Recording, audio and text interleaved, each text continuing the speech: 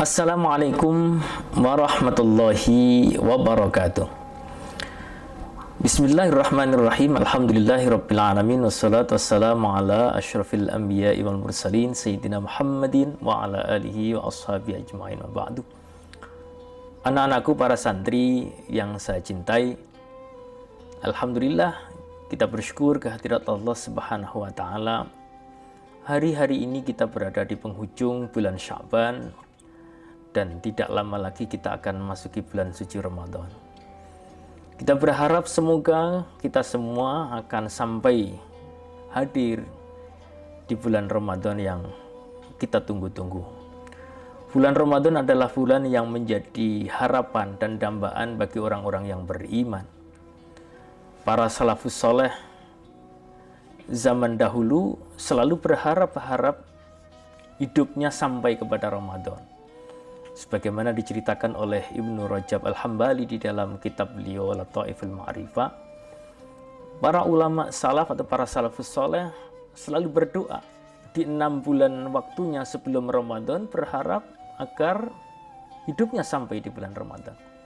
Kemudian 6 bulan berikutnya sesudah Ramadan, mereka berdoa agar amaliyah yang dilakukan selama Ramadan diterima oleh Allah Subhanahu wa taala. Jadi 101 tahun penuh hidupnya digunakan untuk menyambut kehadiran bulan suci Ramadan itu. Itu menjadi amaliyah para salafus saleh.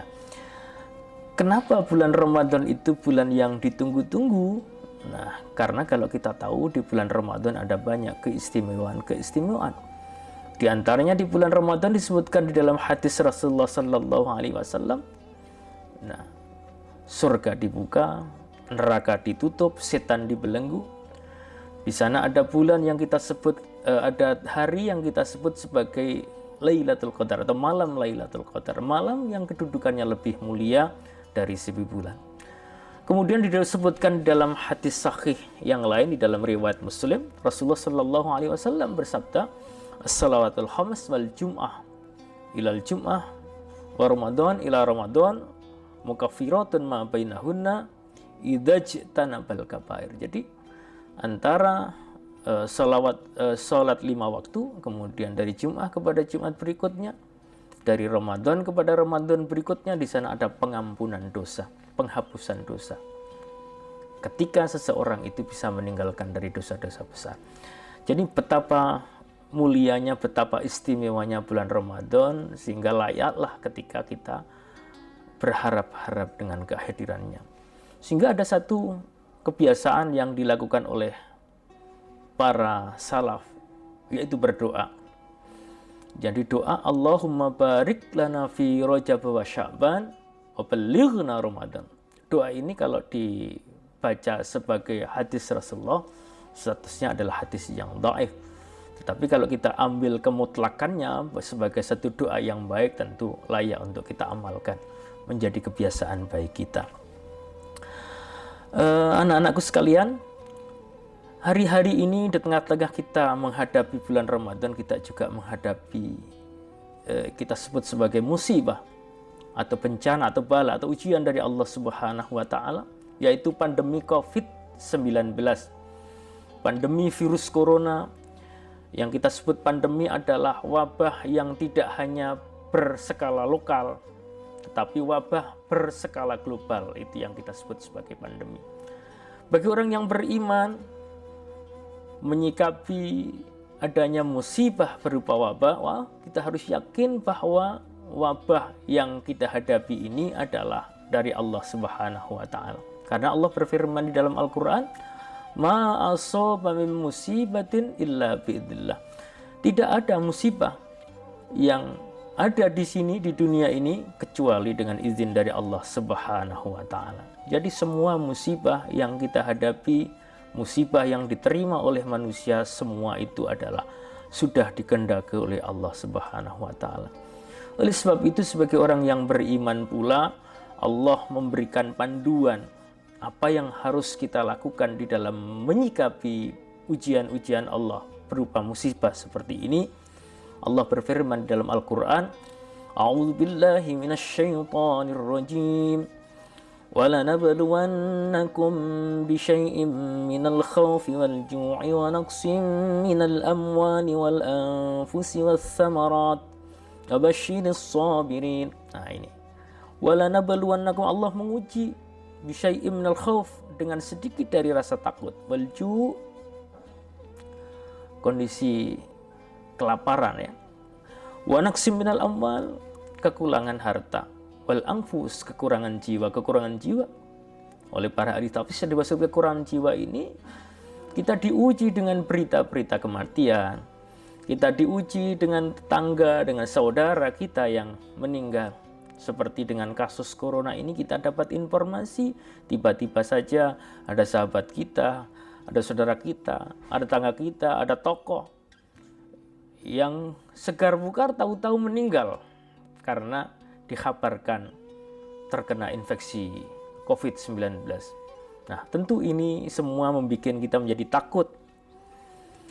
Nah, apa yang harus kita lakukan di dalam menghadapi seperti ini? Maka Allah menyampaikan, wabashshirus sabirin, berikan kabar gembira kepada orang-orang yang sabar. Siapa orang sabar itu? Idza asabatum musibah qalu inna lillahi wa inna ilaihi rajiun. Orang yang sabar itu adalah orang yang ketika tertimpa musibah, tertimpa ujian dari Allah, kemudian berkata, aku ini dari Allah dan aku akan kembali kepada Allah Subhanahu wa Ta'ala. Jadi orang yang sabar akan melahirkan sikap yang kita sebut sebagai tawakal, berpasrah kepada Allah. Itulah sikap yang perlu dikedepankan di dalam menghadapi musibah COVID-19. Selebihnya setelah kita sabar, kita berikhtiar. Bukan dibalik ikhtiar dulu, tetapi sabar dan tawakal baru kemudian ikhtiar. Nah, ikhtiar apa yang kita lakukan? Ada ikhtiar batin, ada ikhtiar lahir. Ikhtiar batin dengan kita berdoa kepada Allah, dengan kita mohon ampun kepada Allah, dengan kita bertaubat kepada Allah. Kemudian banyak bersedekah. Karena di dalam hadis disebutkan, innal bala la yatakhattas sedekah. Sesungguhnya bala itu tidak akan bisa meloncati, tidak akan bisa melewati sedekah, tidak akan bisa ngelangkai sedekah. Maka Rasul menyatakan, bakiru bis sedekah, bersegeralah kalian bersedekah. Kemudian berikutnya adalah ikhtiar lahir. Nah, ikhtiar lahir ini ikhtiar yang disesuaikan dengan sunnatullah. Karena berdasarkan pengetahuan, berdasarkan informasi dari para ahli di bidang virus, disampaikan bahwa virus COVID-19 itu bisa menular dengan cara droplet. Nah, droplet itu apa? Droplet itu adalah sesuatu yang keluar dari pancaran dari percikan mulut dan percikan hidung. Nah, agar kita terhindar dari situ, itulah kemudian dibangun yang kita sebut physical distancing.